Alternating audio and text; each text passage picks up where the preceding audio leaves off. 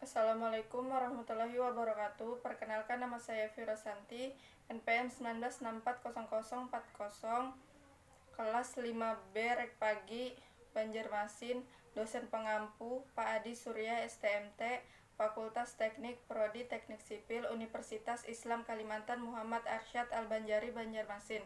Di sini saya akan menjelaskan mata kuliah K3, yaitu Kesehatan dan Keselamatan Kerja, dengan judul Sejarah K3. Sejarah K3 di dunia. Sejarah keselamatan dan kesehatan kerja tidak dapat dilepaskan dari perkembangan industri sebagai tempat kerja. Perkembangan industri ini memunculkan resiko-resiko pekerjaan baru yang tidak terdapat pada tempat kerja tradisional.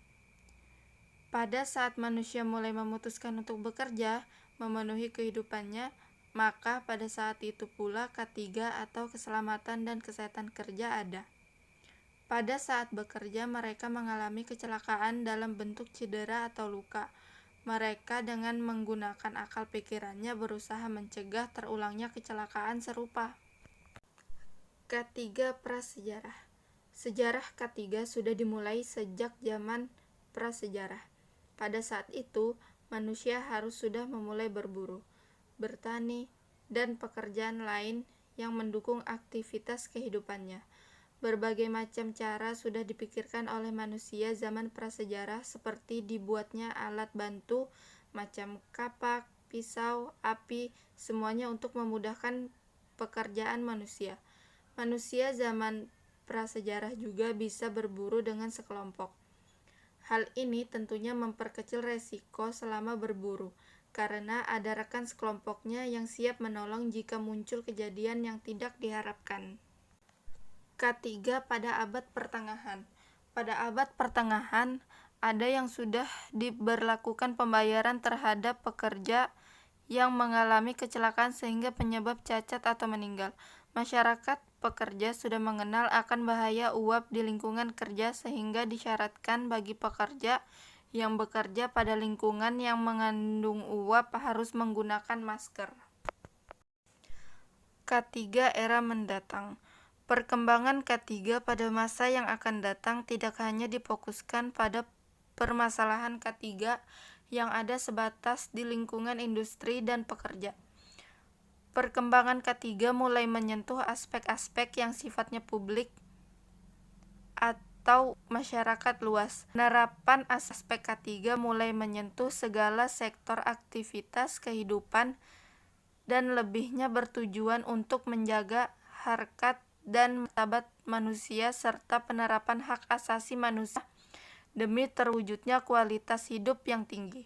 Upaya ini tentu saja lebih banyak berorientasi kepada aspek perilaku manusia yang merupakan perwujudan aspek-aspek K3. Era revolusi industri. Pada era ini, hal-hal yang turut mempengaruhi perkembangan K3 adalah 1.